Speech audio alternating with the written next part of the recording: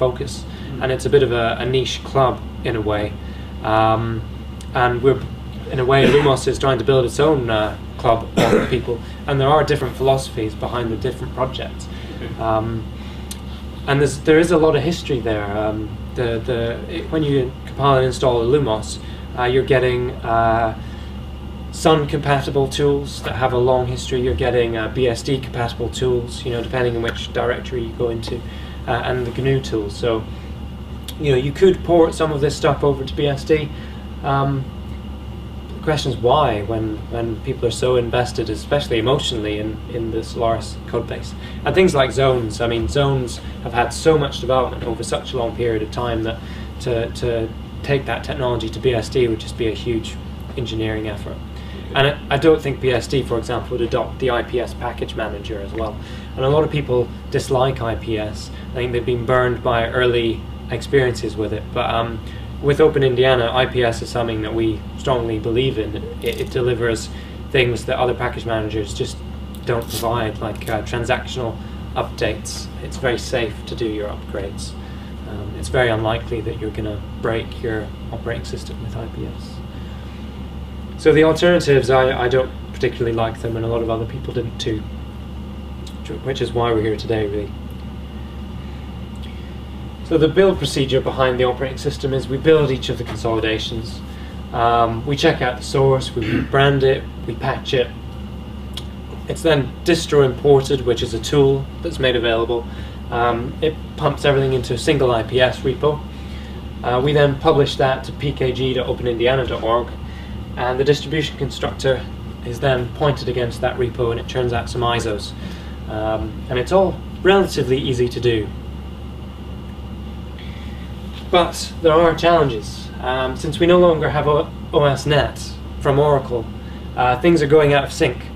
Their user land is going in one direction, their OSNet's going in the same direction. Illumos is kind of going in another. We don't have access to all the commits that are going into OSNet. So, as time goes on, it's getting harder to build stuff.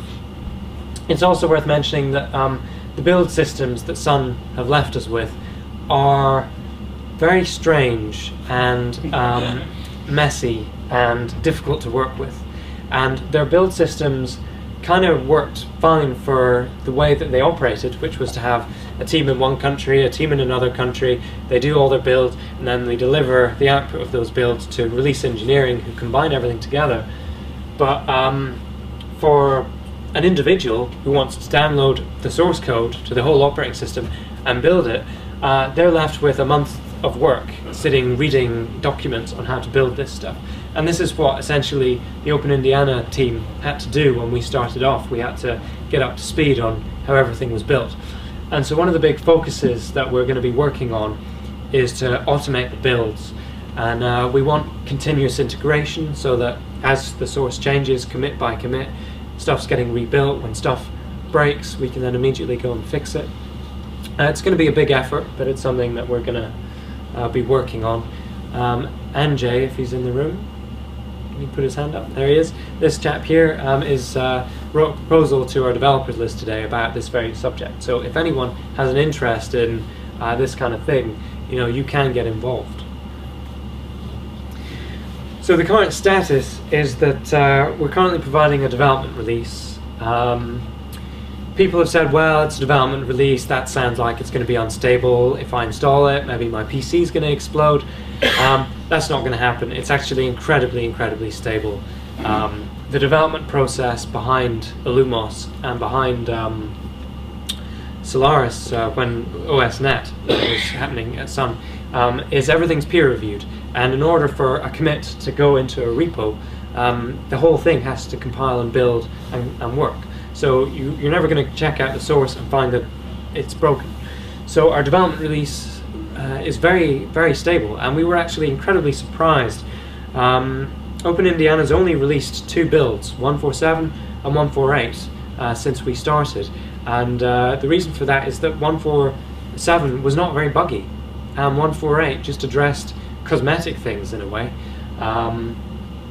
It was a bit of a tidy up. Things like we missed a few logos, and we missed a few OpenSolarises written here and there, and we've been incredibly impressed.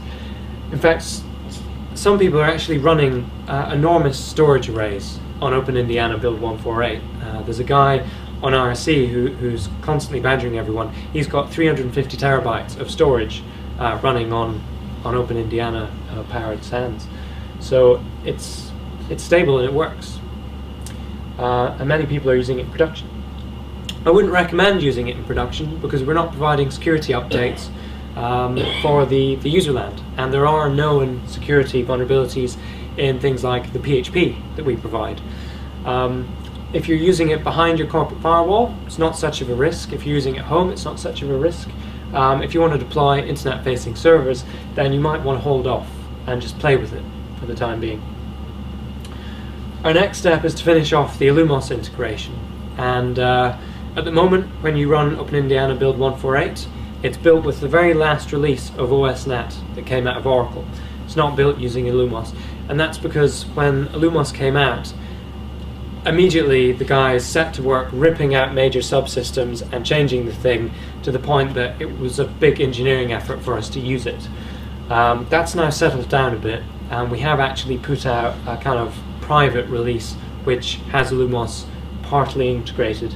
We're trying to finish that integration, and then our next release will be, is this on the next slide? No. Will be based on build 151A, the same as Solaris 11 Express, and based on Illumos as well.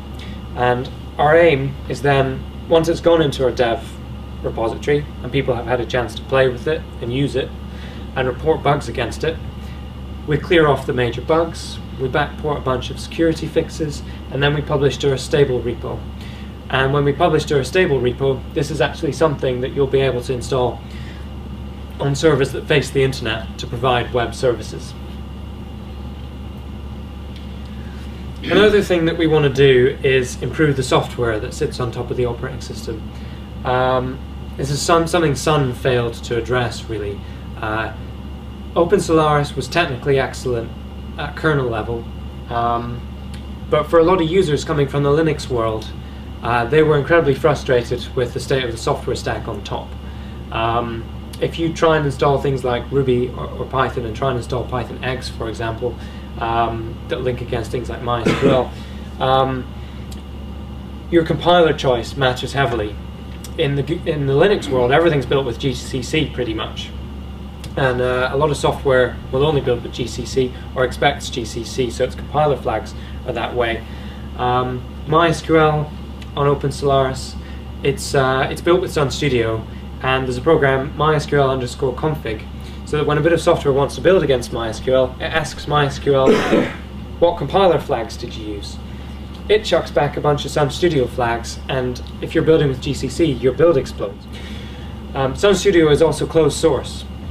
We want to switch to GCC, or there's another compiler called LLVM stroke Clang, which FreeBSD is switching to. It's a promising compiler. We want to switch to an open source compiler eventually. It's going to be very difficult because we're still building all the stuff that Oracle chucks over the fence, which is all built to work with Sun Studio. But primarily, we also want to just flood OpenIndiana with great quality open source software, and we want to keep it up to date. Because Oracle kind of aren't helping matters.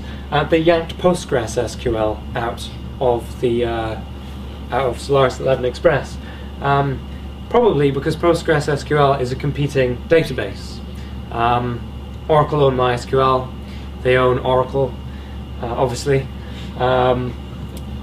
PostgreSQL, they just thought, well, maybe we'll get rid of it. Despite the fact a lot of people use it, it's open source software, every Linux distribution ships with it. It deserves to be there. We've already put it back. And we intend to address this by adding all sorts of stuff. So the OpenIndiana add-on consolidations project, we want to add software, a lot more software. So with OpenSolaris we had the Juicer project, and it had a contrib repo and it had spec files extra, and all this software kind of got dumped into these repos, but a lot of it didn't make its way back to the master repository, so that you couldn't just type package install exim or package install postfix. And these are things that we want to address. So with the MTAs, the mail transfer agents like exim and postfix, a lot of people are very religious about their MTA, and at the moment OpenIndiana.